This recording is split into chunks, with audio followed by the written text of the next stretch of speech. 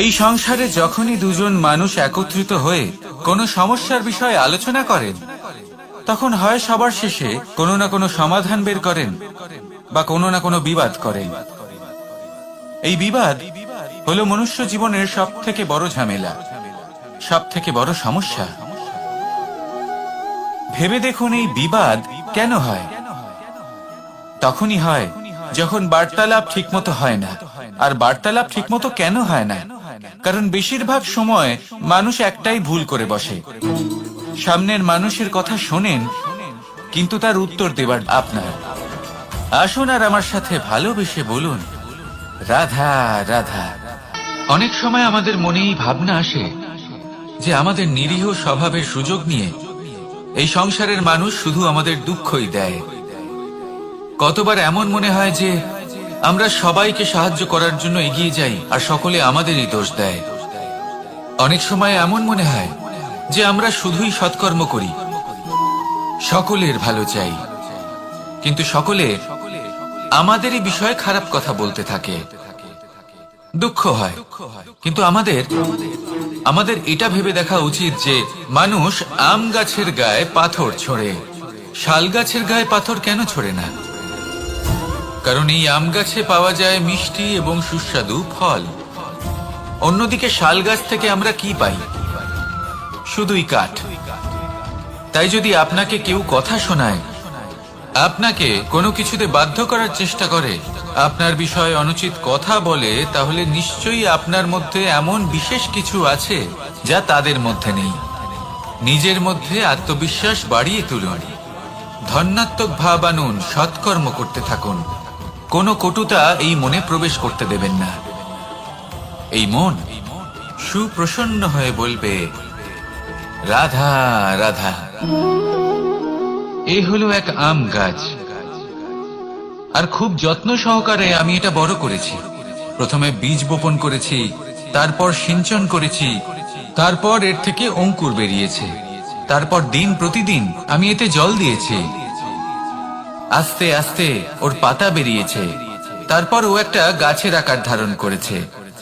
এইভাবেই যদি প্রতিদিন আমি ওর দেখাশোনা করি, তাহলে নিশ্চিত রূপে এর শিকড় আরো দৃঢ় হবে এবং একটা বিশাল গাছের আকার ধারণ করবে, যার থেকে কিছু ডাল জন্ম নেবে, আর তাতে আমি পাবো কিছু মিষ্টি সুস্বাদু আম ফল। এবার আম তো সকলের প্রিয়, সকলের পছন্দের ফল, সকলে খেতে চান।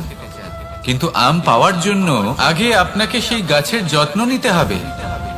যদি আপনি গাছ লাগিয়ে তারপর ভুলে যান, তাহলে সেই গাছের কি হবে? তার অস্তিত্বটাই মুছে যাবে, তাই না?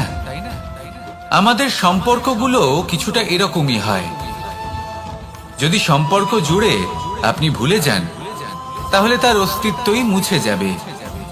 তাই শুধুই সম্পর্ক গড়বেন না, তাকে পালনও করুন।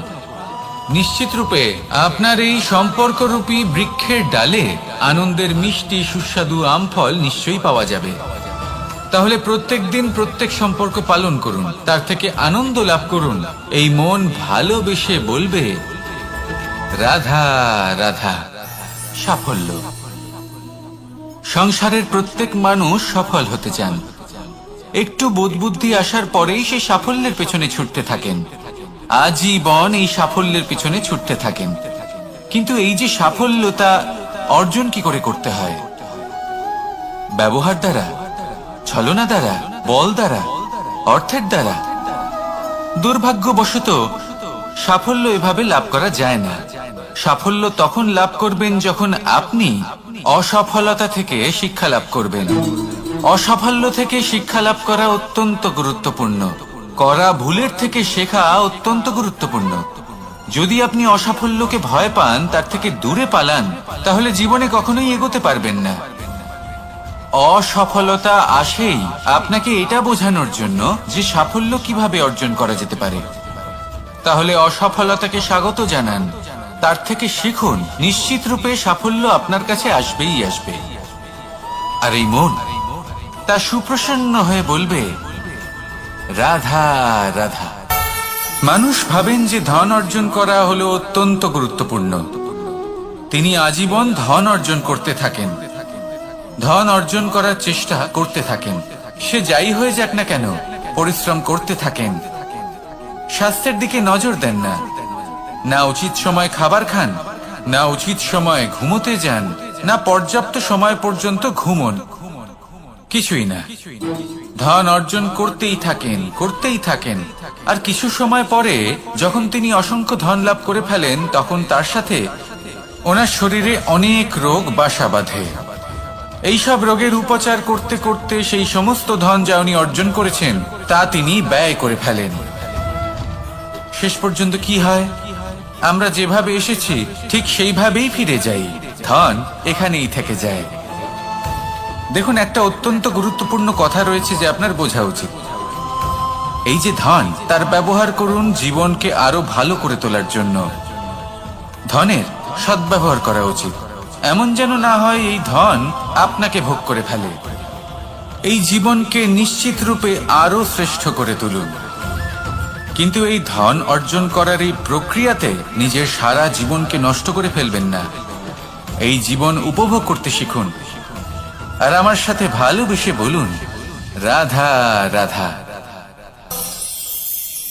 ধন মানুষের জীবনের সবথেকে বড় প্রয়োজনীয়তা, সেই অস্ত্র যার দ্বারা মানুষের জীবনের অনেক সংকট দূর করে দেওয়া যেতে পারে, সেই মাধ্যম যার দ্বারা সংসারের সমস্ত জাগতিক সুখ স্বাচ্ছন্দ্য লাভ করা যেতে পারে।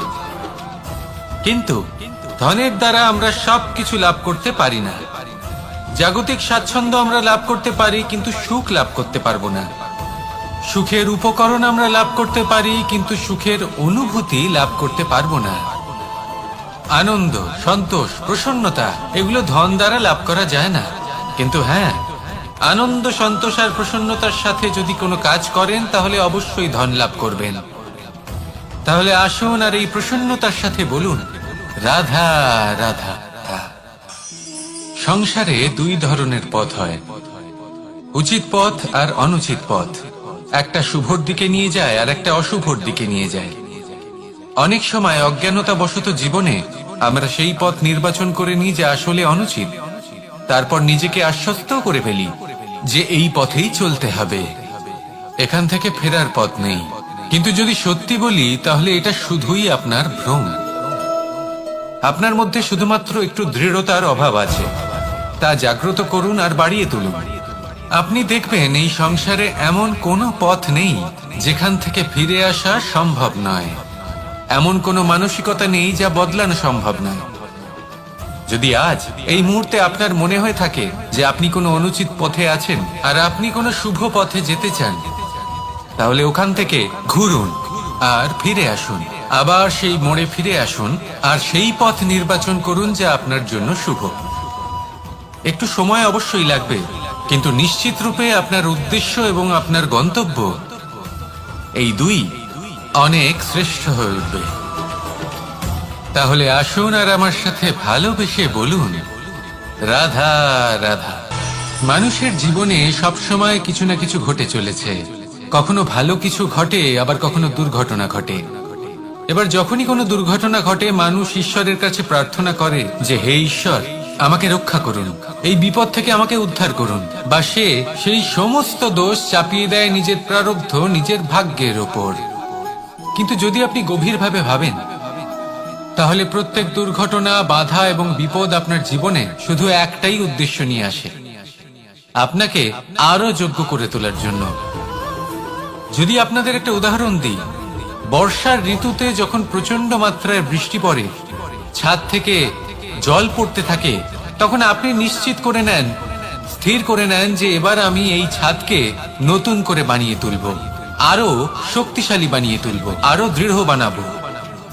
আপনার জীবনে যখন কোনো অসুখ করে, তারপর আপনি জীবনে আরো সাবধানী হয়ে যান, আরো সতর্ক হয়ে যান, স্থির করে নেন যে এটা যেন দ্বিতীয়বার না হয়, ঠিক কিনা? এই বিপদ, এই দুর্ঘটনা, এই সংকট, এগুলো জীবনে আসবে আপনাকে আরো শ্রেষ্ঠ করে তোলার জন্য। এবার এটা আপনার ওপর, আপনি একে ভাগ্যের পরিহাস বলে মনে করবেন নাকি ঈশ্বরের সংকেত মনে করবেন যিনি আপনাকে আরো শ্রেষ্ঠ করে তুলতে চান। সিদ্ধান্ত আপনারই। আসুন আর আমার সাথে ভালোবেসে বলুন, রাধা রাধা। সাফল্য এবং অসফলতা। মানুষের জীবন এই দুই চাকার উপরই দাঁড়িয়ে থাকে, এর আশেপাশেই ঘুরতে থাকে। তাই সাফল্য এবং অসফলতা অত্যন্ত লাভদায়কও হতে পারে, আবার অত্যন্ত ক্ষতিকারকও হতে পারে। নির্ভর করছে মানুষের উপর। যদি কথা বলা হয় সাফল্যের, তাহলে যখনই সাফল্য আসে তখন সেই সাফল্য তার মাথায় চড়ে বসে। তিনি নিজের পথ থেকে সরে যান, লক্ষ্যভ্রষ্ট হয়ে যান, অনুচিত কাজের দিকে অগ্রসর হয়ে পড়েন, বিনাশের দিকে অগ্রসর হয়ে পড়েন। কিন্তু সেই সাফল্য যদি মাথায় চড়তে না দিয়ে মনের মাঝে বাস করে, তাহলে সে নিজের সাফল্য অনুভব করতে পারবে, নিজের কর্তব্য অনুভব করতে পারবে, ভাববে যে কিভাবে এই সাফল্য দ্বারা সমাজের কিছু মঙ্গল করা যেতে পারে, আর সেই সাফল্যই তার জন্য বরদান হয়ে যাবে। এবার যদি কথা বলি অসফলতার, তাহলে যখনই অসফলতা আসে তখন মানুষ তাতে মন খারাপ করে বসেন, দুঃখী হয়ে পড়েন, হেরে গেছেন বোধ করেন, জীবনে সামনে অগ্রসর হওয়ার সাহস করতেই পারেন না। তার কি করা উচিত?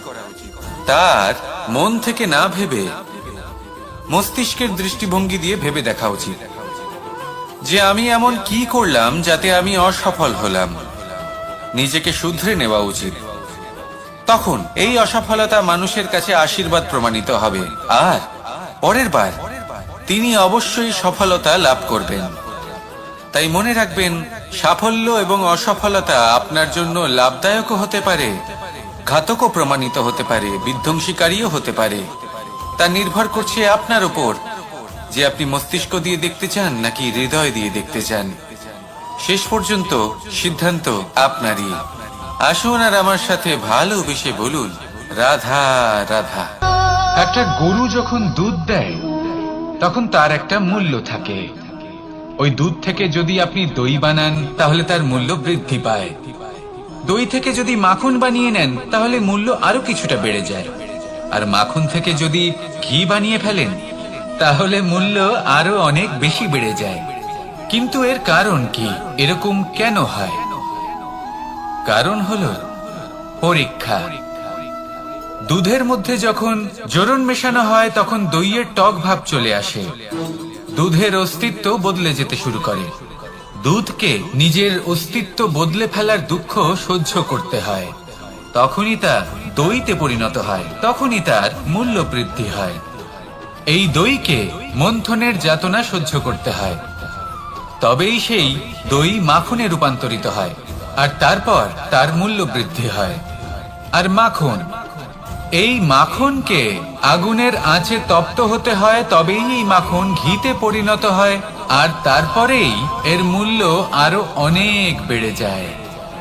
মানুষের সাথেও এরকমই হয়। কর্ম করতে থাকুন, কর্মের পরীক্ষায় উত্তীর্ণ হতে থাকুন, আপনার মূল্য অবশ্যই বৃদ্ধি পাবে। তাহলে কর্ম করতে থাকুন, ফলের চিন্তা করবেন না। আর আমার সাথে ভালোবেসে বলুন, রাধা রাধা। কোনো গাছের গায়ে লেগে থাকা ফলকে দেখুন, সে কতটা সুখী অনুভব করে, কতটা সুরক্ষিত অনুভব করে। তার যে খাবারের প্রয়োজন পড়ে তা সে গাছের শিকড় থেকে পেয়ে যায়। গাছের শাখা, ডাল তাকে সাহায্য করে থাকে, পাতা তাকে আশ্রয় দেয়, ওকে ছায়া প্রদান করে। কিন্তু সেই ফল যদি ওখানেই থাকে তাহলে কি হবে? উচিত হবে না। ওই ফলকে ছেড়ে পড়ে যেতে হবে, মাটিতে পড়তে হবে, সেটা ফেটে যেতে হবে, নিজের বীজকে মাটির নিচের অন্ধকারে পৌঁছে দিতে হবে। তারপর সে রূপ পাল্টাবে আর এক অঙ্কুরে রূপান্তরিত হবে। অঙ্কুর যা বৃক্ষে রূপান্তরিত হবে, বৃক্ষ যা অনেক ফলকে জন্ম দেবে। সেইভাবেই আপনি জীবনে যদি মহান কিছু করতে চান, শ্রেষ্ঠ কোনো কাজ করতে চান, তাহলে আপনাকে সুরক্ষা ক্ষেত্র থেকে বেরিয়ে আসতেই হবে আর কর্ম করতে হবে। দেখুন, সোনাকেও কুন্দন হবার জন্য তপ্ত হতে হয়, আপনাকেও মহান হবার জন্য কর্ম তো করতেই হবে। তাই কর্ম করুন, মহান হয়ে উঠুন, আর আমার সাথে ভালোবেসে বলুন, রাধা রাধা। সূর্য, যাকে ছাড়া আমাদের জীবন চলতে পারে না, উনি উদিত হন পূর্ব দিক থেকে, এবং এই কারণে সূর্য মহান নন বা পবিত্র নন যে উনি পূর্ব দিক থেকে উদিত হন। উনি এই কারণে মহান কারণ উনি আমাদের সকলকে প্রকাশ প্রদান করেন। এবং পূর্ব দিক এই কারণে মহান, কারণ সেদিক থেকে সূর্যোদয় হয়। এবার সূর্যাস্ত হয়ে থাকে পশ্চিম দিক থেকে, আর তাই বেশিরভাগ মানুষ পশ্চিমকে অশুভ মনে করেন, অপবিত্র মনে করেন। সেখানেই যদি আমি উত্তর এবং দক্ষিণের কথা বলি, তাহলেও সেই একই ব্যাপার। উত্তর দিকে যদি আমরা কখনো যাত্রা করতে চাই, তাহলে আমরা নিঃসংকোচে কোনো ভাবনা চিন্তা ছাড়াই যাত্রা করতে পারি। সেখানেই দক্ষিণ দিকে যদি আমরা যাত্রা করতে চাই, তাহলে আমরা শুভ মুহূর্ত খুঁজি। কারণটা কি? কারণ উত্তর দিকে হিমালয় পর্বত আছে, যেখানে আমরা জড়িবুটি খুঁজে পাই, যেখান থেকে পবিত্র নদী প্রবাহিত হয়। সেখানেই দক্ষিণ দিকে আছে বিশাল নোনা জলের সাগর। এমন একটা স্থানও আছে যেখানে লঙ্কাপতি রাবণ থাকতেন। আর হয়তো এই সকল কর্মের কারণেই আমাদের দৃষ্টিভঙ্গি এমন হয়ে গেছে। তাই আপনার কর্ম সবসময় যথাসম্ভব শ্রেষ্ঠ রাখুন, কারণ আপনার কর্ম শুধু আপনার জন্যই নয়। আপনি যেখানে আছেন, আপনার কুল, আপনার স্থান, আপনার দিশা, এই সবকিছুর ওপর তার প্রভাব পড়বে। তাই সবসময় শুভ কর্ম করুন এবং আমার সাথে ভালোবেসে বলুন রাধা রাধা। বনে, সেই বনের বিষয়ে, সেই পথের বিষয়ে, গাছপালার বিষয়ে, পশুপক্ষী।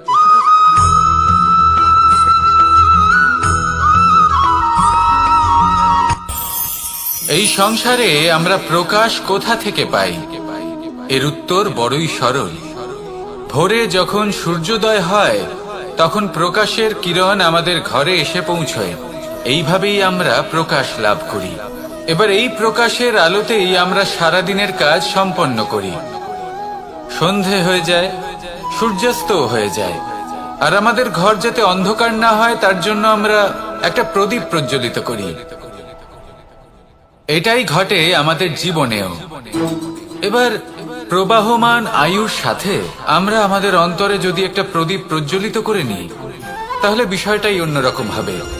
এবার আপনি বলবেন, কোন প্রকাশের কথা বলছি যা আমাদের অন্তরে জাগ্রত করা সম্ভব? আমাদের আত্মার মাঝে প্রেমের প্রকাশ জাগ্রত করার কথা বলছি। কারণ আমাদের এই জীবন, এও হলো দিনের আলোর মতো। আজ প্রকাশ আছে, কিন্তু কোনোদিন অবশ্যই অস্ত হবে। কিন্তু অস্ত হবার আগে যদি আমরা আমাদের আত্মার মাঝে প্রেমের এই প্রকাশ উজ্জ্বলিত করে নিই, তাহলে আমাদের সন্ধ্যাকালও আমরা আনন্দে এবং প্রেমে যাপন করব। তাহলে আসুন আর আমার সাথে ভালোবেসে বলুন রাধা রাধা।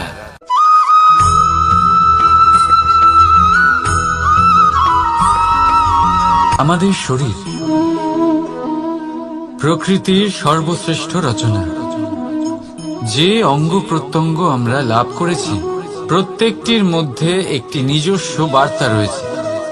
একটু ভেবে দেখুন, দুটি চোখ দিয়েছে দেখার জন্য, দুটি কান দিয়েছে শোনার জন্য, নাসিকাও আছে দুটি, দুটি হাত দিয়েছে দ্বিগুণ পরিশ্রম করার জন্য। কিন্তু জীব শুধুমাত্র একটি।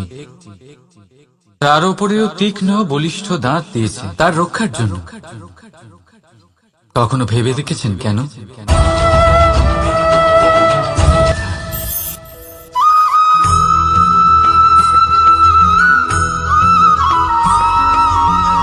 যখন আমরা কোনো বনে প্রবেশ করি, তখন এই সবুজ ঘাস দেখে, এই কোমল ঘাস দেখে আমাদের মন প্রফুল্ল হয়ে ওঠে। ভিন্ন ভিন্ন প্রজাতির ফুল, ভিন্ন ভিন্ন রঙের ফুল দেখে এই মন আনন্দে ভরে ওঠে। এখানে শিশুরা আনন্দ লাভ করে, বড়রা ভোজন গ্রহণ করেন, কথাবার্তা বলেন, হাঁটাহাঁটি করে বেড়ান। এবার ভেবে দেখুন, যখন এই উপবনের নির্মাণ হয়েছিল, সেই সময় যদি এই মাটিকে সঠিকভাবে খনন না করা হতো, যদি তাতে সঠিকভাবে বীজ রোপণ না করা হতো, যদি কোনো সংঘর্ষ না হতো, পরিশ্রম না করা হতো, যদি চলতে চলতে পায়ে কাঁটা না বিঁধে যেত, তাহলে এই সুন্দর বন দেখে আমরা কি এই আনন্দ লাভ করতে পারতাম? কখনোই নয়। ধরুন কোনো নদীর তটে সুন্দর একটি বন আছে, সেই বনের আনন্দ লাভ করতে গেলে আপনাকে সেই নদী পার করতেই হবে। যদি সুখের নদীর কাছে পৌঁছতে চান, তাহলে তটে যে কাঁটা রয়েছে সেগুলোর সাথে সংঘর্ষ করতেই হবে। এই সংসারে যদি আপনি সুখ লাভ করতে চান, তাহলে সুখ লাভের এই যাত্রা শুরু করতে হবে সংঘর্ষ দ্বারা। তাহলে সংঘর্ষকে স্বাগত জানান, এর পেছনেই সুখ রয়েছে যা আপনার জন্য অপেক্ষা করছে। এবার হাসুন আর আমার সাথে ভালোবেসে বলুন, রাধা।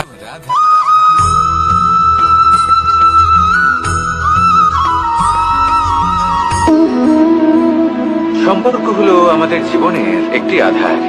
কিছু সম্পর্ক এমন যা আমরা জন্মসূত্রে লাভ করি, যেমন পরিবার, মা, বাবা। কিছু সম্পর্ক আছে যা আমরা জীবনে অর্জন করে থাকি, তা সে প্রেমের হোক, স্নেহের হোক বা বন্ধুত্বের।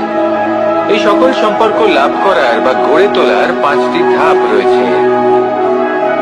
প্রথম ধাপ, কোনো ব্যক্তির সাথে আলাপ হওয়া, তার সাথে কথা বলা বা তাকে দেখা। দ্বিতীয় ধাপ, সে ব্যক্তিকে আমাদের ভালো লাগা। তৃতীয় ধাপ,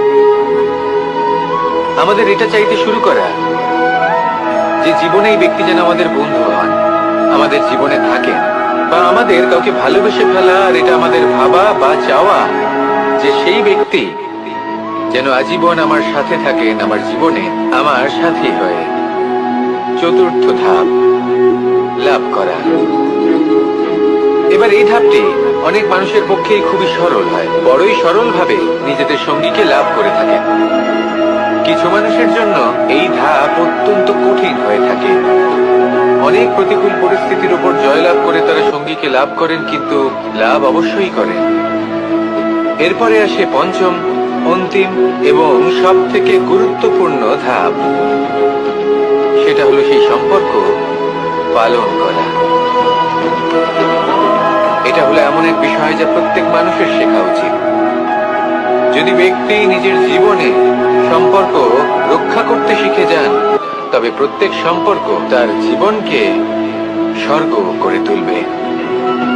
আসুন আর আমার সাথে ভালোবেসে বলুন, রাধা রাধা।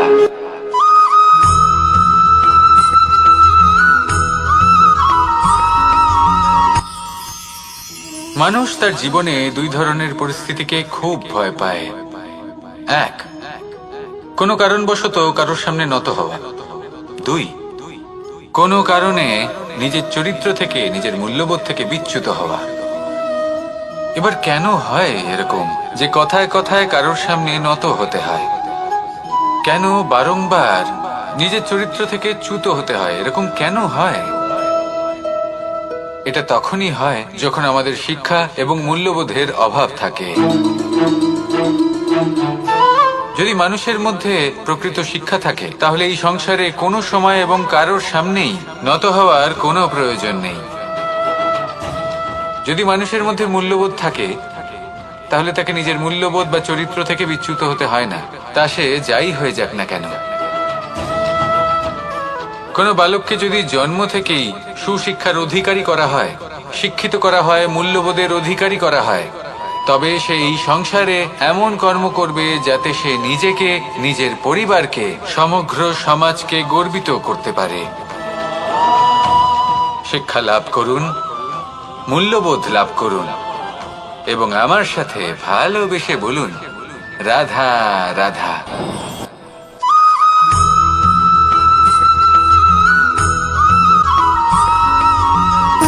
সুখ, দুঃখ এবং শক্তি, এই তিন হলো এই সংসারের ত্রিদেবের মতো। আমাদের জীবনে যা কিছু ঘটছে এই তিনটির ভিত্তির উপরেই হচ্ছে। আসলে এই সংসারের একটা নিয়ম আছে, যখনই আপনি কিছু লাভ করেন, এই সংসার আপনার পরীক্ষা নেয়। এটা জানার জন্য আপনার পরীক্ষা নেয় যে আপনি যা কিছুই লাভ করেছেন, আপনি কি আদৌ সেটার যোগ্য কিনা। ঠিক সেইভাবেই এই সুখ, দুঃখ এবং শক্তি আপনার পরীক্ষা নিয়ে থাকে। যখন সুখ আসে, তখন সে আপনার পরীক্ষা নেয় যে আপনার মধ্যে অহংবোধ জাগ্রত হয়নি তো। যদি অহংবোধ চলে আসে, তাহলে সুখ সেখানেই সঙ্গ ত্যাগ করে। দুঃখ আপনার ধৈর্যের পরীক্ষা নিতে থাকে, আর যদি আপনার মধ্যে ধৈর্য না থাকে, তাহলে এটা আপনাকে আরো বেশি দুঃখের গভীর অন্ধকারে ঠেলে দেবে। সেখানে শক্তি পরীক্ষা নেয় আপনার বিনম্রতার।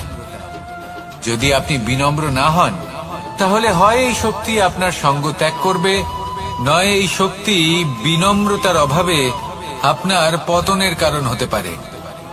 এই সংসারে যে কোনো ব্যক্তি যিনি এই পরীক্ষায় উত্তীর্ণ হয়ে থাকেন, এই জীবনে তিনি সাফল্য লাভ করেন।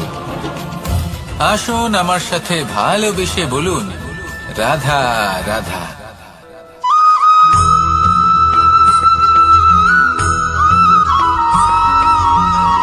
জীবন কিসের উপর নির্ভরশীল? ধনের উপর? বৈভবের অনুভব যদি আপনি করতে চান, তাহলে তা পাবেন শুধু একতার দ্বারা, সংগঠনের দ্বারা। যদি আপনাকে উদাহরণ দিই, নিজের এই হাতটাকে দেখুন, 5টা আঙুল রয়েছে। কোনো একটা বস্তুকে নিজের একটা আঙুল দ্বারা তুলে ধরার চেষ্টা করে দেখুন, বড়ই কষ্ট হবে। তখন আপনি বুঝতে পারবেন, যখন এই 5টি আঙুল একত্রিত হয়, তখন কোনো কাজ কতটা সহজ হতে পারে। এটাই হলো শক্তি, একতার। সব থেকে ভালো উদাহরণ যদি আপনাকে দিই, তাহলে বাঁশি। এই বাঁশি থেকে অত্যন্ত মধুর সুর নির্গত হয়, যা সবার মন প্রসন্ন করে দেয়। এই কথা সত্যি। কিন্তু এই বাঁশি আমি একটা বা দুটো আঙুল দিয়ে বাজাতে পারবো না। আমাকে প্রত্যেকটা আঙুল ব্যবহার করতেই হবে, তবেই এর থেকে মধুর সুর নির্গত হবে, যা সকলকে প্রসন্ন করবে। ঠিক কিনা? ঠিক এইভাবেই যদি আপনি চান যে আপনার জীবনরূপী বাঁশি থেকেও মধুর সুর নির্গত হোক বা সবার মনকে প্রসন্ন করে তুলুক, তাহলে আপনাকেও জীবনে একতা নিয়ে আসতেই হবে। আপনি একাও কর্ম করতে পারেন, পথ চলতেও পারেন, সামনেও এগোতে পারেন, সাফল্যও লাভ করতে পারেন। কিন্তু যখন সকলে একসাথে এগোবেন, সেই পথে চলবেন, সেই কর্মই করবেন, তখন লক্ষ্যে অবশ্যই পৌঁছবেন, সাফল্য অবশ্যই লাভ করবেন। কিন্তু সেই সাফল্য এবং তার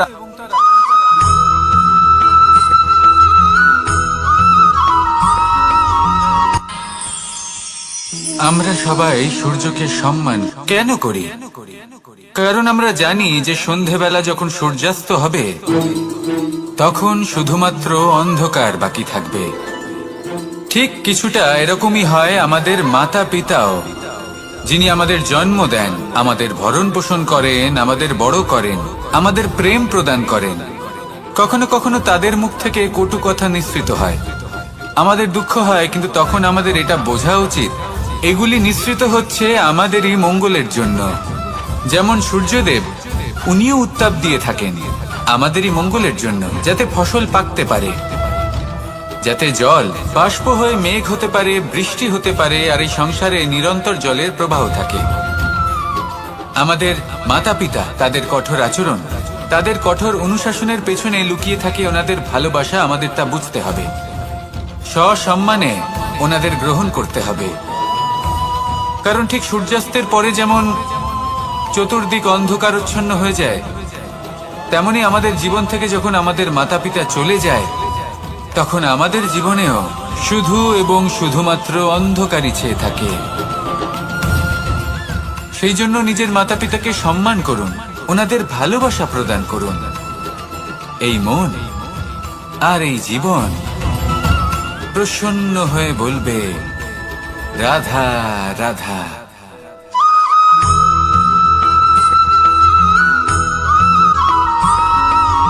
বসন্ত ঋতু, এই সময় মন আনন্দে ভরে থাকে।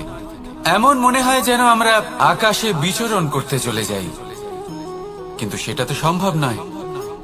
সেই জন্য হয়তো আমরা ঘুড়ি ওড়াই, এই ঘুড়িকে নিজেদের প্রতিরূপ মনে করে।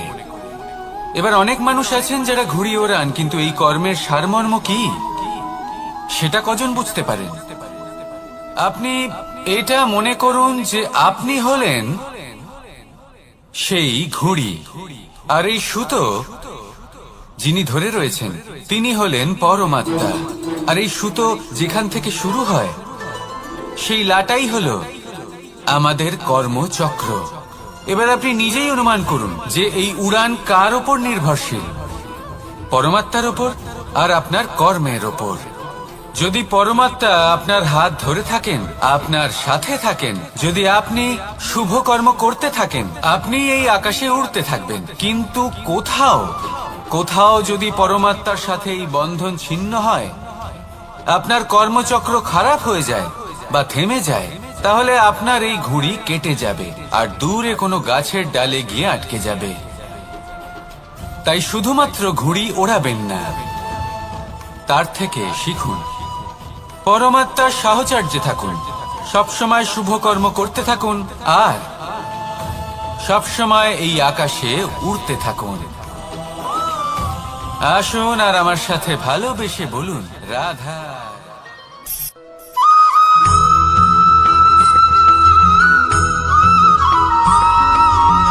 এবার অনেক সময় মানুষের মনে এরকম প্রশ্ন আসে যে এই সংসারে সব থেকে বড় বিপদ কি? কেউ বলে ধর্ম সংকট, আবার কেউ বলে প্রাণের উপর আসা সংকট। প্রত্যেক মানুষের জীবনে বিভিন্ন সংকট আসে, আর এই সমস্ত সংকট অত্যন্ত বিচিত্র হতে পারে। এই সমস্ত সংসার হলো সংকট দ্বারা পরিপূর্ণ। ঠিক আছে, আপনাকে একটা উদাহরণ দিই। একজন ধনী ব্যক্তি, এবার ওনার জীবনে সংকট কি হতে পারে?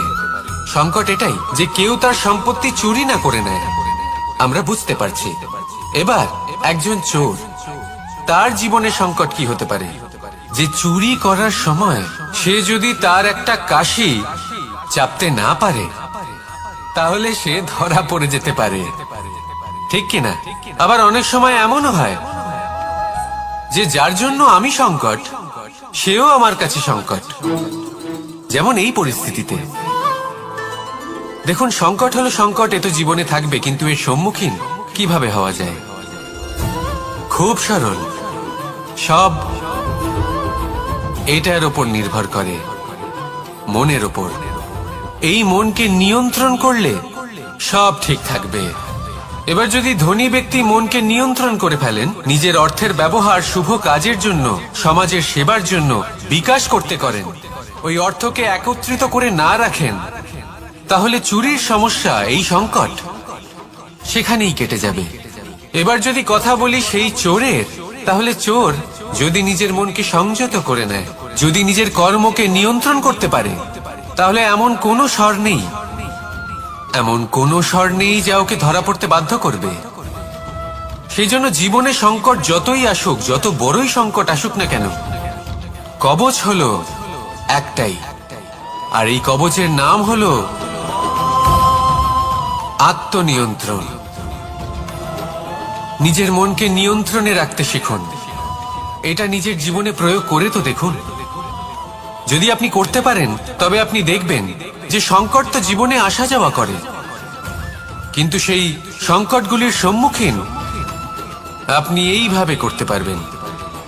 তাহলে সেটাই করুন, আর আমার সাথে ভালোবেসে বলুন, রাধা রাধা।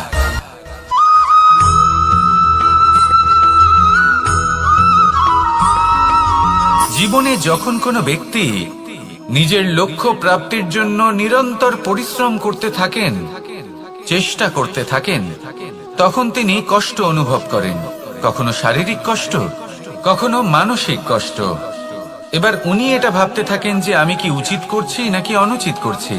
কারণ অন্যদিকে এমন একজন ব্যক্তিও আছেন যিনি একদমই পরিশ্রম, চেষ্টা করছেন না। তিনি মদিরা পান করেন, বিলাসিতায় জীবন কাটান, অলস প্রকৃতির হয়ে ওঠেন, নিদ্রাতে বিলীন হয়ে থাকেন আর ভাবেন যে তিনি সুখ লাভ করছেন। কিন্তু এরকম কেন হয়? কারণ যখন আমরা সৎ পথে থাকি, উচিত পথে চলি, লক্ষ্য প্রাপ্ত করার জন্য চেষ্টা করতে থাকি, তখন আমাদের ভেতরে থাকা নেতিবাচক শক্তি এবং পাপ এই দেহকে ত্যাগ করে দেয়। আর এই অনুভূতিটাই আমাদের দুঃখের অনুভূতি দেয়, কষ্ট দেয়। এবার সেখানে যদি আমরা কুপথে চলি, অনুচিত পথে চলতে থাকি, তাহলে আমাদের ভেতরে থাকা পুণ্য এবং ধনাত্মক শক্তি আমাদের দেহ ত্যাগ করে দেয়। আর এই অনুভূতির কারণেই আমরা সুখ অনুভব করি। কিন্তু কখনো ভাববেন যে এই সুখ বেশি সময় পর্যন্ত থাকে না। সেই জন্য সবসময় মনে রাখবেন, যদি আপনি জানেন যে এটাই আপনার লক্ষ্য, এটাই উচিত পথ, শুভ পথ, তাতে নিরন্তরভাবে এগিয়ে যেতে চেষ্টা করতে থাকুন। এই কষ্ট আপনাকে সুখের পরাকাষ্ঠায় কখন পৌঁছে দেবে তা আপনি জানতেই পারবেন না। আসুন আমার সাথে ভালোবেসে বলুন, রাধা রাধা।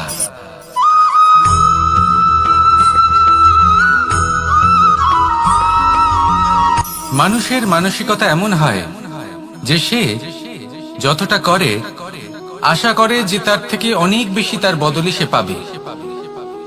দেখুন, সবকিছুই আপনার ভাবনা চিন্তার উপর নির্ভর করছে।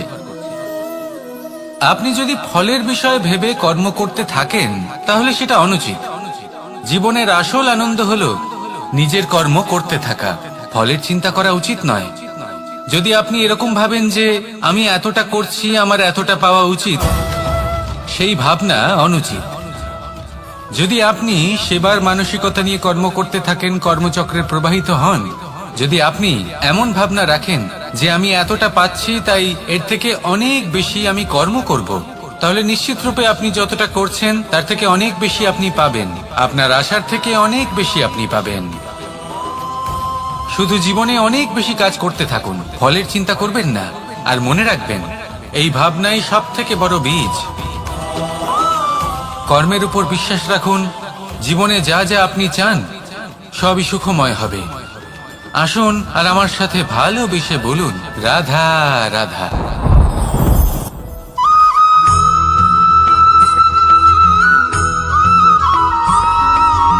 আমাদের শরীর প্রকৃতির সর্বশ্রেষ্ঠ রচনা। যে অঙ্গ প্রত্যঙ্গ আমরা লাভ করেছি প্রত্যেকটির মধ্যে একটি নিজস্ব বার্তা রয়েছে। একটু ভেবে দেখুন, দুটি চোখ দিয়েছে দেখার জন্য, দুটি কান দিয়েছে শোনার জন্য, নাসিকাও আছে দুটি, দুটি হাত দিয়েছে দ্বিগুণ পরিশ্রম করার জন্য। কিন্তু জীব শুধুমাত্র একটি। তার উপরেও তীক্ষ্ণ বলিষ্ঠ দাঁত দিয়েছে তার রক্ষার জন্য। কখনো ভেবে দেখেছেন কেন?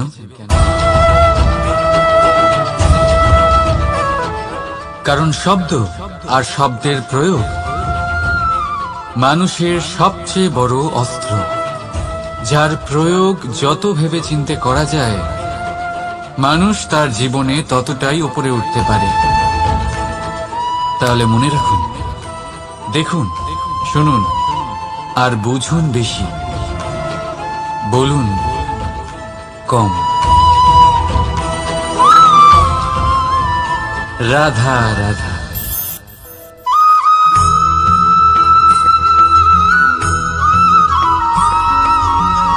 এই সংসারে কোনো বস্তু হোক বা ব্যক্তি হোক, তার একার গুরুত্ব কিন্তু খুব বেশি নয়। একটা উদাহরণ হিসেবে বৃষ্টির ফোঁটাকে ভেবে দেখুন। যদি একটি বৃষ্টির ফোঁটা হয় তাহলে তার খুব বেশি গুরুত্ব থাকে না, কিন্তু যখন সহস্র বৃষ্টির ফোঁটা মেঘের মধ্যে দিয়ে ঝরে পড়ে তখন সেটা বর্ষার রূপ ধারণ করে। সেই বর্ষা যা এই প্রকৃতিকে শান্ত করে। সেইভাবেই পাথরের ছোট টুকরো, তার খুব বেশি গুরুত্ব থাকে না, কিন্তু যখন অসংখ্য পাথরের টুকরো একত্রিত হয় তখন তা পর্বতের আকার ধারণ করে। সেইভাবেই কিছু মানুষ যখন একত্রিত হন তখন তৈরি হয় পরিবার, কিছু পরিবার যখন একত্রিত হয় তখন তৈরি হয় সমাজ, যখন অনেক সংখ্যক সমাজ একত্রিত হয় তখন তৈরি হয় রাজ্য। এবার এই রাজ্যের সব থেকে গুরুত্বপূর্ণ ব্যক্তি হতে পারেন রাজা, কিন্তু তাও সেই রাজা একা কিছু করতে পারেন না। যুদ্ধ লড়ার সময় তারও নিজের সৈন্যদলকে প্রয়োজন পড়ে। কিন্তু এই সংসারে এমন একজন ব্যক্তি আছেন যিনি একাই সব কাজ করতে থাকেন, এবং সেই ব্যক্তি হলেন মা। আমাদের জীবনে একজন পিতার ভূমিকা কিন্তু নিঃসন্দেহে অমূল্য, কিন্তু আমাদের সকলের জীবনে যে ভূমিকা একজন মায়ের তা অন্য কারোর থাকে না। একজন মা একাই সন্তানকে বড় করতে পারেন, সংস্কারী করে তুলতে পারেন, তার জন্য পরিশ্রম করেন। আর এত কিছু কাজ করার পরেও তার কাজের জন্য তিনি প্রশংসা অবশ্য পান না। উল্টে যদি সেই সন্তান অনুচিত পথে চালিত হয়, অনুচিত কর্ম করে, তখন সেই মাকেই অপবাদের পাত্র হয়ে উঠতে হয়। আমাদের জীবনে মায়ের যোগদান কতটা সেটা বুঝুন। আপনাকে বড় করে তোলার জন্য উনি কতটা পরিশ্রম করেছেন সেটা বুঝুন। আজ থেকে, এখন থেকে, এই মুহূর্ত থেকে মাকে সম্মান করতে শিখুন। যখন সময় পাবেন, যখন সুযোগ হবে, তখন তার প্রশংসা করুন। ওনারও ভালো লাগবে। আর মায়ের এই মমতার জন্য, তার এই ভূমিকার জন্য আসুন সবাই মিলে আমরা তাকে প্রণাম করি। আর সকলে মিলে ভালোবেসে বলি, রাধা রাধা।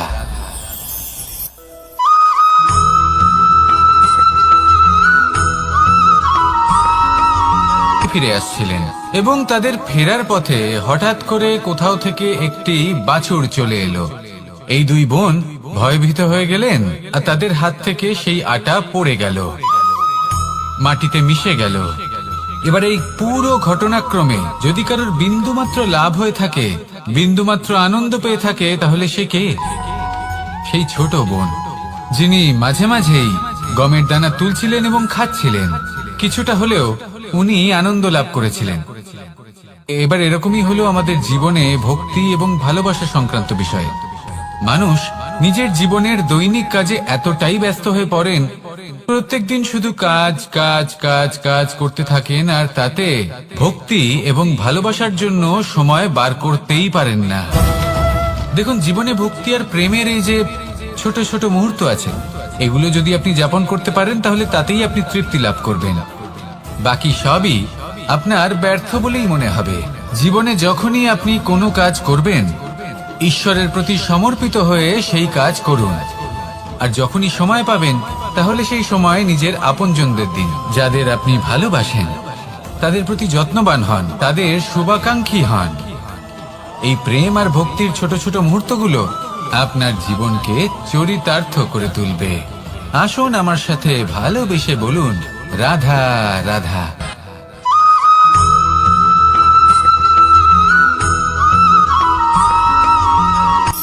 শক্তি, শক্তি অর্জন করা এতটা কঠিন নয় যতটা শক্তি লাভ করার পরে সেই শক্তি সামলানো কঠিন হয়।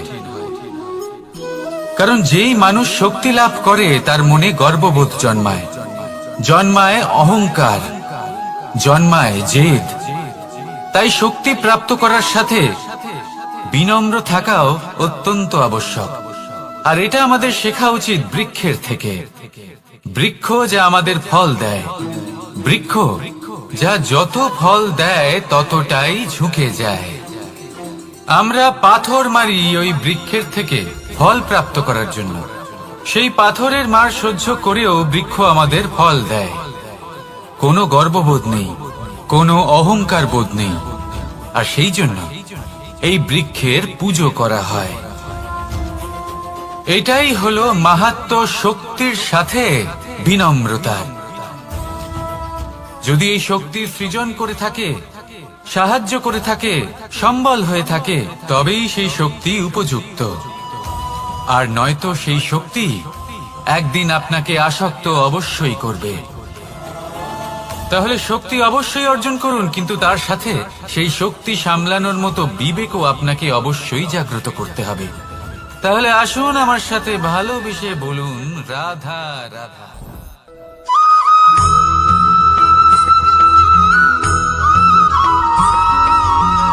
যখন আমরা কোনো বনে প্রবেশ করি, তখন এই সবুজ ঘাস দেখে, এই কোমল ঘাস দেখে আমাদের মন প্রফুল্ল হয়ে ওঠে। ভিন্ন ভিন্ন প্রজাতির ফুল, ভিন্ন ভিন্ন রঙের ফুল দেখে এই মন আনন্দে ভরে ওঠে। এখানে শিশুরা আনন্দ লাভ করে, বড়রা ভোজন গ্রহণ করেন, কথাবার্তা বলেন, হাঁটাহাঁটি করে বেড়ান। এবার ভেবে দেখুন, যখন এই উপবনের নির্মাণ হয়েছিল সেই সময় যদি এই মাটিকে সঠিকভাবে খনন না করা হতো, যদি তাতে সঠিকভাবে বীজ রোপণ না করা হতো, যদি কোনো সংঘর্ষ না হতো, পরিশ্রম না করা হতো, যদি চলতে চলতে পায়ে কাঁটা না বিঁধে যেত, তাহলে এই সুন্দর বন দেখে আমরা কি এই আনন্দ লাভ করতে পারতাম? কখনোই নয়। ধরুন কোনো নদীর তটে সুন্দর একটি বন আছে, সেই বনের আনন্দ লাভ করতে গেলে আপনাকে সেই নদী পার করতেই হবে। যদি সুখের নদীর কাছে পৌঁছতে চান তাহলে তটে যে কাঁটা রয়েছে সেগুলোর সাথে সংঘর্ষ করতেই হবে। এই সংসারে যদি আপনি সুখ লাভ করতে চান তাহলে সুখ লাভের এই যাত্রা শুরু করতে হবে সংঘর্ষ দ্বারা। তাহলে সংঘর্ষকে স্বাগত জানান, এর পেছনেই সুখ রয়েছে যা আপনার জন্য অপেক্ষা করছে। এবার হাসুন আর আমার সাথে ভালোবেসে বলুন, রাধা।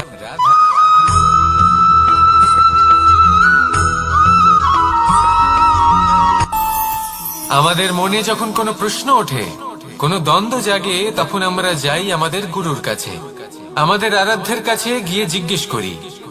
এইভাবেই একদিন আমি পৌঁছলাম আমার আরাধ্যের কাছে, আমার মহাদেবের কাছে, আর ওনাকে প্রশ্ন করলাম যে মহাদেব, জীবনে আনন্দ পাওয়ার, উৎসব পালনের, প্রেম ভাগ করে নেবার, জীবনকে উপভোগ করে নেওয়ার সর্বশ্রেষ্ঠ সময় কোনটা?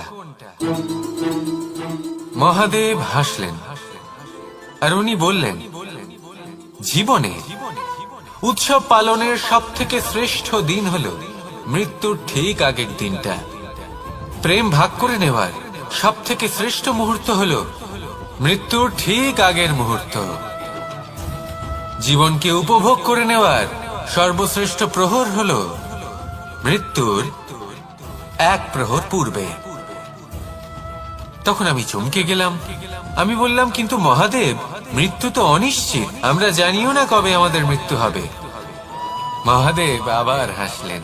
উনি বললেন যে যদি আমরা এভাবে জীবন কাটাই যে আমরা জীবনের প্রত্যেক দিন, প্রত্যেক মুহূর্ত, প্রত্যেক প্রহর শেষ বলে মনে করি, তাহলে আমাদের সমস্ত জীবন আনন্দের সাথেই অতিবাহিত হবে। কি বলেন?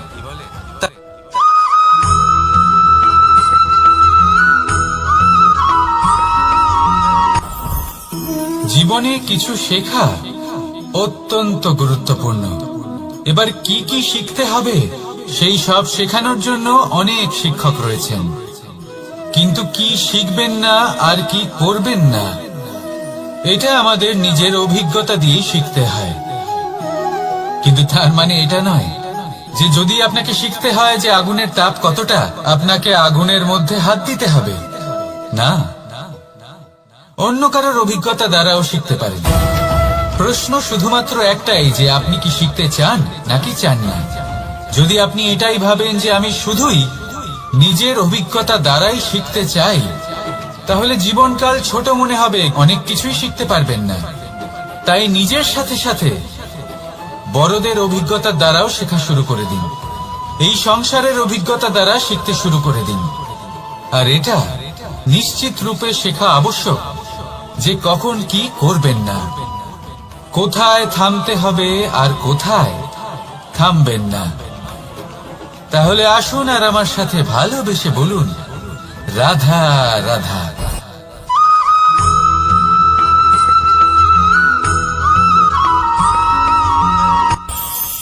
এই সংসারে আমরা প্রকাশ কোথা থেকে পাই? এর উত্তর বড়ই সরল।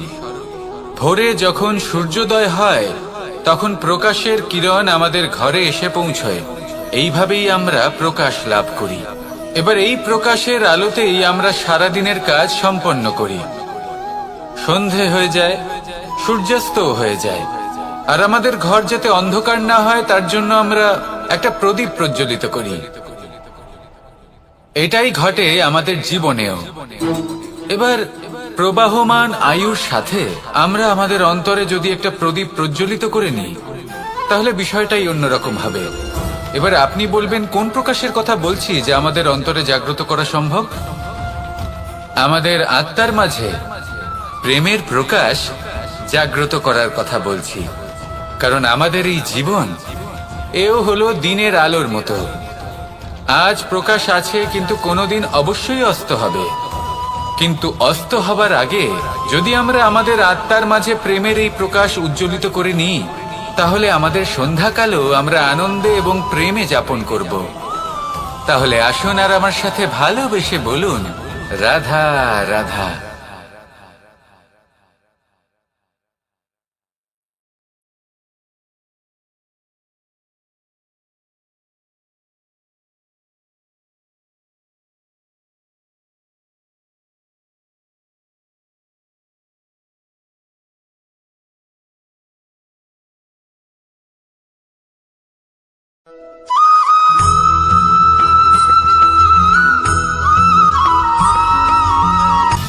সময়, জীবন, কাল। দেখতে গেলে এই তিনটি শব্দ একটি শব্দেরই সমার্থক শব্দ মনে হয়, কিন্তু এই শব্দগুলির অর্থ কি সমান? কখনোই নয়। হ্যাঁ, এই সময় চলতে থাকে, জীবন চলতে থাকে, কালচক্র চলতে থাকে। এই সময় কেটে যায়, কিন্তু এই জীবন একে যাপন করতে হয়। কি বলেন? এই জীবনে কিছু করুন বা কিছু না করুন, জীবন এমনি কেটে যাবে, আপনি জানতেও পারবেন না। কিন্তু সেটা আমাদের উদ্দেশ্য নয়, একে যাপন করতে হবে। এই জীবনে প্রেরণা পেতে শিখুন, প্রেরণা দিতে শিখুন, আহ্বান গ্রহণ করতে শিখুন, আহ্বান জানাতে শিখুন, মহান কাজ করতে শিখুন, ধন্যাত্মক বোধ জাগিয়ে তুলুন। জীবন অতিবাহিত করার অর্থ কি তা আপনি শিখে যাবেন। কারণ সময় কেটে যায়, সমস্ত যুগ কেটে যায়, কিন্তু জীবনের রীতি জীবন কাটিয়ে দেওয়া নয়, জীবন যাপন করা। এই জীবন সম্পূর্ণরূপে অনুভব করতে হবে, নতুন পথ বানাতে হবে। এবারে যদি এই জীবন বাঁচার সময় একবার ভেবে দেখুন, যদি মনে প্রেম থাকে, সদ্ভাবনা থাকে, তাহলে কি হবে? এই জীবনকে বাঁচার অনুভূতিটাই অন্যরকম হয়ে যাবে, একটা আনন্দময় অনুভূতি লাভ করবেন। তাহলে এটাই করুন, আর আমার সাথে ভালোবেসে বলুন, রাধা রাধা।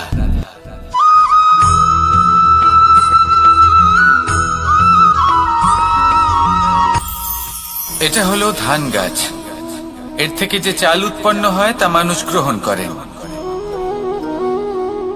আর এটা কি? এ হলো জংলি ঘাস। একবার ভেবে দেখুন, যদি এই জংলি ঘাস ধান গাছের আশেপাশে থাকে তাহলে কি হবে? ধান উৎপন্ন হতে পারবে? তা উৎকৃষ্ট হতে পারবে? আমরা কি তা গ্রহণ করতে পারবো? কখনোই নয়। এই জংলি ঘাস ধানকে নষ্ট করে দেবে, কিন্তু নিজে জীবিত থাকবে। এটাই হলো আজকের শিক্ষা। এই সংসারে যদি আপনি নীতির পথে চলতে চান, উচিত কর্ম করতে চান, সংসারকে সেবা করতে চান, তাহলে জংলি ঘাসের মতো ব্যক্তিদের থেকে সবসময় দূরে থাকতে হবে।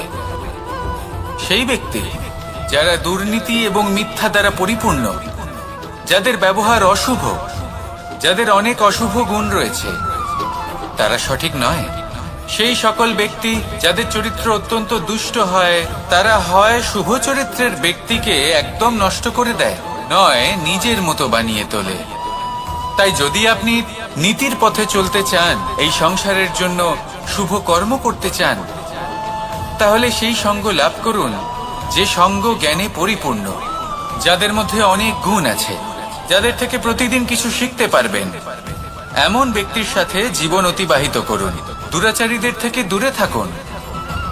তবেই এই মন প্রসন্ন হয়ে বলবে, রাধা রাধা।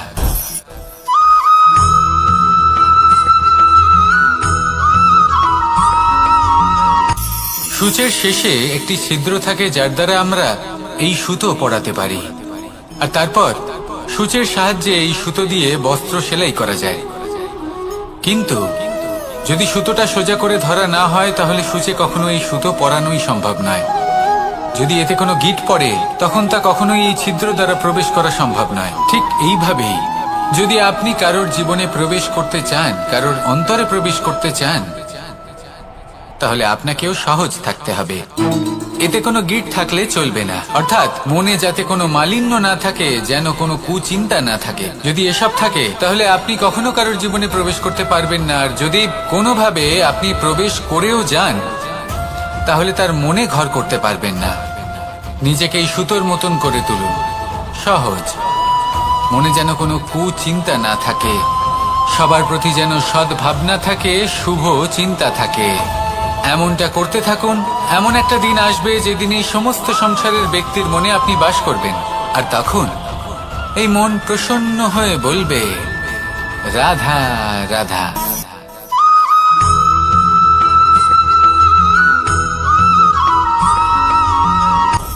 আপনি কখনো পর্বতের শিখরে উঠেছেন?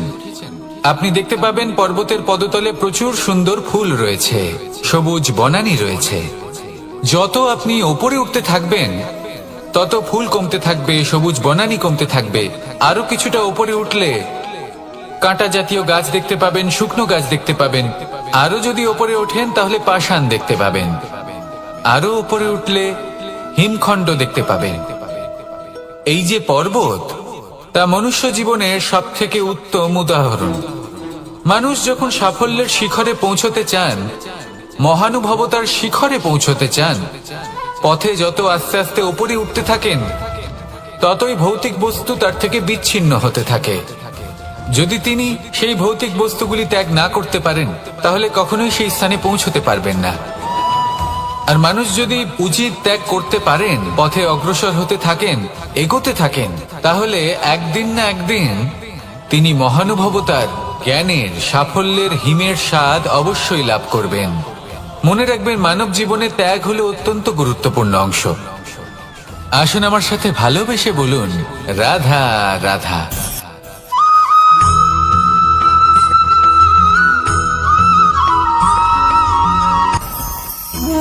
ভোজন। এবার ভোজন সংগ্রহ করার জন্য মানুষ কি না করেন, সব সময় চেষ্টা করতে থাকেন। ফসল উৎপাদনের জন্য অনেক পরিশ্রম করতে থাকেন, কিন্তু অনেক সময় অনেক পরিশ্রম করার পরেও ফসল ভালো উৎপাদন হয় না। এর কারণ কি? কারণ হলো এটাই যে আপনি পরিশ্রম হয়তো অনেক করেছেন, কিন্তু আপনার নজর তো সেই বীজের দিকে ছিলই না যা আপনি রোপণ করেছেন। সেই জন্য সব সময় কোনো বীজ রোপণ করার আগে তাকে পরখ করে দেখুন, তা অত্যন্ত আবশ্যক। আর সেইভাবেই যখনই কোনো কর্মের প্রশ্ন আসে, তাহলে সেখানে শুধুমাত্র পরিশ্রম যথেষ্ট নয়। সেই কাজের প্রতি আপনার কর্তব্য কি, আপনার উদ্দেশ্য কি, সেটা জানা হলো অত্যন্ত গুরুত্বপূর্ণ। তাই কর্ম করুন, কিন্তু সেই কর্মের প্রতি আপনার যা উদ্দেশ্য তার মাহাত্ম্য বুঝতে চেষ্টা করুন। তাহলে আসুন আমার সাথে ভালোবেসে বলুন, রাধা রাধা।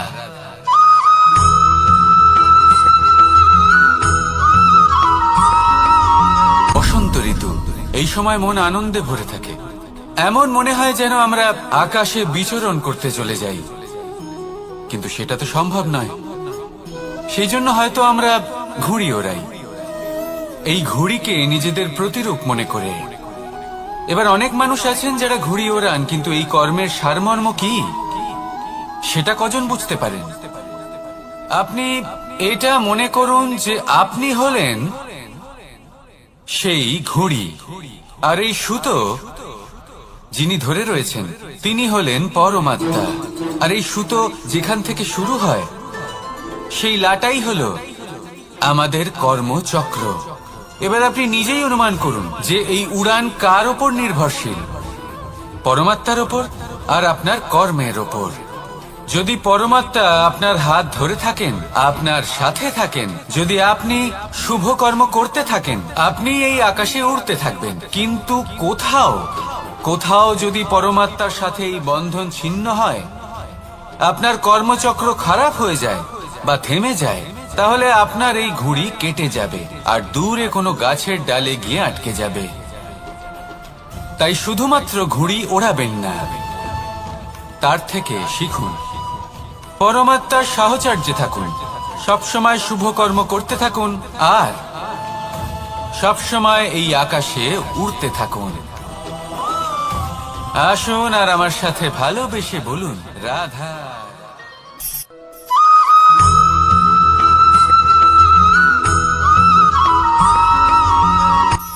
এই সংসারে সাফল্য লাভ করার জন্য জ্ঞানের প্রয়োজন হয়, পরিশ্রমের প্রয়োজন হয়, দৃঢ় নিষ্ঠার প্রয়োজন হয়, নিরন্তর চেষ্টা করা প্রয়োজনীয়।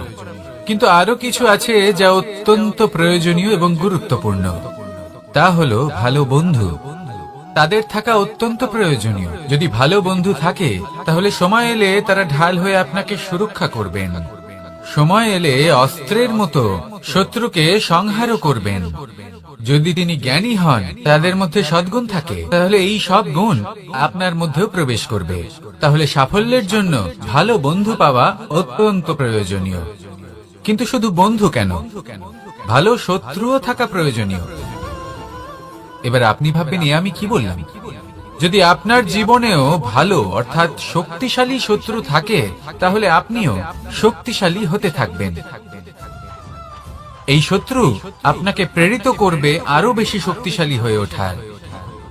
কখনো কোনো হরিণকে দেখুন, তীব্র গতিতে দৌড়তে থাকে। কেন তীব্র গতিতে দৌড়য়?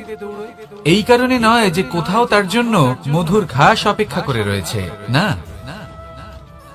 সে এই কারণে তীব্র গতিতে দৌড়য় কারণ সেটা না করলে তার পেছনে একটি সিংহ আছে যে ওকে নিজের ভোজন করে ফেলবে। তাই জীবনে বিপদ, সংকট, এই সবকিছুও হলো অত্যন্ত গুরুত্বপূর্ণ।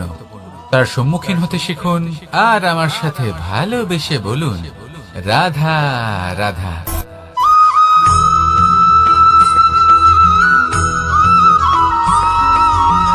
ভালো, শুধু ওনাদের কঠোর ব্যবহার দেখলে আমরা একটু ভয় পেয়ে যাই। এবার ওনাদের এই কঠোর ব্যবহার আমাদের ভালো না লাগলেও অত্যন্ত আবশ্যক, কারণ মাতার থেকে আমরা যে শক্তি লাভ করি তা যেন নিয়ন্ত্রণ হারিয়ে বিধ্বংসী না হয়ে ওঠে। আমরা যেন কোনো কুপথে না চলে যাই, আমরা কখনো যেন দোষ না করে ফেলি। শুধু সেই জন্য পিতা এবং গুরু একটু কঠোর হয়ে ওঠেন, এবং ওনাদের এই কঠোর আচরণ ভবিষ্যতে গিয়ে আমরা অবশ্যই বুঝতে পারি। জীবনে কিছু বছর আমরা এগিয়ে যাই আর তারপর আমরা বুঝতে পারি যে বাবা এবং গুরু আমাদের যথেষ্ট ভালোবাসতেন, কিন্তু ওনাদের ভালোবাসার বহিঃপ্রকাশ আলাদা। প্রয়োজনীয় হলো এটা দেখার, এটা বোঝার যে শুরু থেকে আমাদের প্রতি ওনাদের আচরণ কেমন ছিল। ওনাদের কঠোর হওয়ার পেছনে ওনাদের ভালোবাসাটা বোঝার চেষ্টা করুন, ওনাদের চিন্তাটা বোঝার চেষ্টা করুন, ওনাদের পথপ্রদর্শনের আড়ালে আপনার ভবিষ্যতের জন্য যে পরিকল্পনা ওনারা করেছেন সেটা বোঝার চেষ্টা করুন। তখন আপনারা বুঝতে পারবেন ওনাদের ভালোবাসাকে। আপনার মনের মধ্যে আপনা থেকেই ওনাদের প্রতি সম্মান জেগে উঠবে। নিজের পিতা এবং নিজের গুরু এই দুজনের প্রতি কৃতজ্ঞতা প্রকাশ করুন আর আমার সাথে ভালোবেসে বলুন, রাধা রাধা।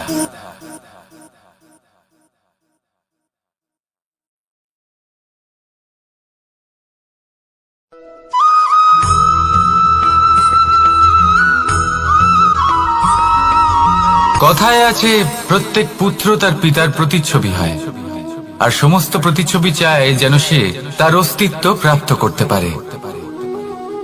পুত্র চায় সে যেন তার পিতার মতো হয়, বা কখনো কখনো তার থেকেও শ্রেষ্ঠ হয়। সেটা কোনো অনুচিত ব্যাপার নয়। অনুচিত তখন হয় যখন পুত্র নিজের পিতার মতো হবার স্বপ্ন পূরণ করতে গিয়ে বা তার থেকেও শ্রেষ্ঠ হওয়ার স্বপ্ন পূরণে অনুচিত পথের আশ্রয় নেয়। কারণ তারপরে সে তার পিতার গুণগুলি আত্মসাৎ করতে চায় না। সে শুধুই এটা চায় যে সংসারের চোখে যেন আমি শ্রেষ্ঠ প্রমাণিত হই। এটা অনুচিত। সংসারে এমন অনেক মানুষ আছেন যারা এই কারণে শ্রেষ্ঠ হওয়ার চেষ্টা করেন যাতে তার পরিবারের তার পিতার সম্মান বৃদ্ধি পায়। এমনও মানুষ থাকেন, আর এটাই হলো পার্থক্য উদ্দেশ্যের। মনে রাখবেন, যদি আপনার উদ্দেশ্য শুভ হয় তাহলে পথও শুভ হবে, যদি আপনার উদ্দেশ্য অশুভ হয় তাহলে পথও অশুভ হবে। তাহলে নিজের পিতার মতো হবার চেষ্টা অবশ্যই করুন, তার থেকেও শ্রেষ্ঠ হওয়ার চেষ্টা অবশ্যই করুন, কিন্তু মনে রাখবেন আপনার সংকল্প আর আপনার উদ্দেশ্য এই দুই শুভ হওয়া উচিত। তাহলে আসুন আর আমার সাথে ভালোবেসে বলুন, রাধা রাধা।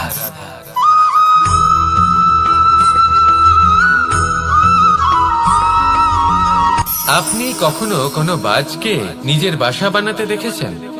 এই বাজ যখনই কোনো বাসা বানায় তখন উঁচু গাছের ডালে বা কোনো পর্বতের শিখরে বাসা বানায়, অনেক উচ্চতায়, আর সেখানে তার সন্তানও জন্মগ্রহণ করে। যখন এই সন্তানেরা জন্মায় তখন এই বাজ খুবই ভালোবেসে এবং খুব সাবধানে এদের পালন পোষণ করে।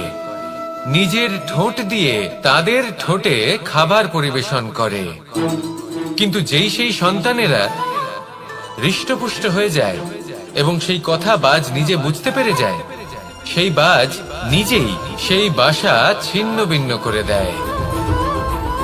সেই সন্তান যাদের সবেমাত্র ডানা গজিয়েছে, কিভাবে উঠতে হয় তারা জানে না, সেই সন্তানগুলিকে উচ্চতা থেকে ঠেলে দেয়। সেই সন্তান প্রথমে ভয়ভীত হয়ে যায়। তারা সামনে মৃত্যুকে দেখতে পেয়ে ভয়ের কারণে তাদের ডানা ঝাপটাতে থাকে, আর সেই প্রক্রিয়াতেই সেই সন্তানগুলি উড়তে শুরু করে দেয়। এবার এই ঘটনায় আমরা কি শিক্ষা পেতে পারি? এটাই, যদি আপনি মাতা পিতা হন তাহলে নিজের সন্তানকে অবশ্যই স্নেহ করুন, কিন্তু তাদেরকে নিজের আঁচলের তলায় বেঁধে রাখবেন না। যদি আপনি চান আপনার সন্তান জীবনে উন্নতি করুক, তাহলে নিজের মুঠো থেকে তাদের স্বতন্ত্র করে দিন। এই সংসারে সংঘর্ষ করতে দিন।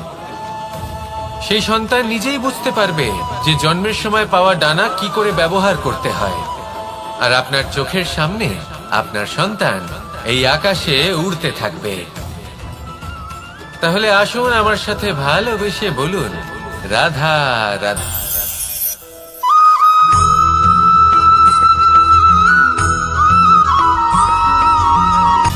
সময়, জীবন, কাল। দেখতে গেলে এই তিনটি শব্দ একটি শব্দেরই সমার্থক শব্দ মনে হয়, কিন্তু এই শব্দগুলির অর্থ কি সমান? কখনোই নয়। হ্যাঁ, এই সময় চলতে থাকে, জীবন চলতে থাকে, কালচক্র চলতে থাকে। এই সময় কেটে যায়, কিন্তু এই জীবন একে যাপন করতে হয়। কি বলেন? এই জীবনে কিছু করুন বা কিছু না করুন, জীবন এমনি কেটে যাবে, আপনি জানতেও পারবেন না। কিন্তু সেটা আমাদের উদ্দেশ্য নয়, একে যাপন করতে হবে। এই জীবনে প্রেরণা পেতে শিখুন, প্রেরণা দিতে শিখুন, আহ্বান গ্রহণ করতে শিখুন, আহ্বান জানাতে শিখুন, মহান কাজ করতে শিখুন, ধন্যাত্মক বোধ জাগিয়ে তুলুন। জীবন অতিবাহিত করার অর্থ কি তা আপনি শিখে যাবেন। কারণ সময় কেটে যায়, সমস্ত যুগ কেটে যায়, কিন্তু জীবনের রীতি জীবন কাটিয়ে দেওয়া নয়, জীবন যাপন করা। এই জীবন সম্পূর্ণরূপে অনুভব করতে হবে, নতুন পথ বানাতে হবে।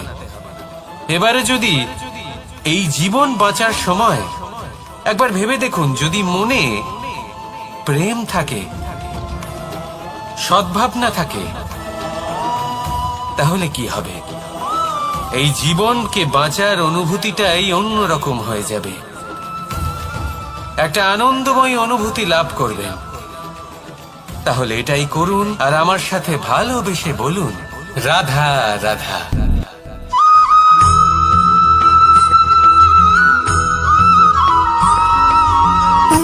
সুখ, দুঃখ এবং শক্তি, এই তিন হলো এই সংসারের ত্রিদেবের মতো। আমাদের জীবনে যা কিছু ঘটছে এই তিনটির ভিত্তির উপরেই হচ্ছে। আসলে এই সংসারের একটা নিয়ম আছে, যখনই আপনি কিছু লাভ করেন, এই সংসার আপনার পরীক্ষা নেয়। এটা জানার জন্য আপনার পরীক্ষা নেয় যে আপনি যা কিছুই লাভ করেছেন, আপনি কি আদৌ সেটার যোগ্য কিনা। ঠিক সেইভাবেই এই সুখ, দুঃখ এবং শক্তি আপনার পরীক্ষা নিয়ে থাকে। যখন সুখ আসে তখন সে আপনার পরীক্ষা নেয় যে আপনার মধ্যে অহংবোধ জাগ্রত হয়নি তো। যদি অহংবোধ চলে আসে তাহলে সুখ সেখানেই সঙ্গ ত্যাগ করে। দুঃখ আপনার ধৈর্যের পরীক্ষা নিতে থাকে, আর যদি আপনার মধ্যে ধৈর্য না থাকে তাহলে এটা আপনাকে আরো বেশি দুঃখের গভীর অন্ধকারে ঠেলে দেবে। সেখানে শক্তি পরীক্ষা নেয় আপনার বিনম্রতার। যদি আপনি বিনম্র না হন তাহলে হয় এই শক্তি আপনার সঙ্গ ত্যাগ করবে, নয় এই শক্তি বিনম্রতার অভাবে আপনার পতনের কারণ হতে পারে। এই সংসারে যে কোনো ব্যক্তি যিনি এই পরীক্ষায় উত্তীর্ণ হয়ে থাকেন, এই জীবনে তিনি সাফল্য লাভ করেন। আসুন আমার সাথে ভালোবেসে বলুন, রাধা রাধা।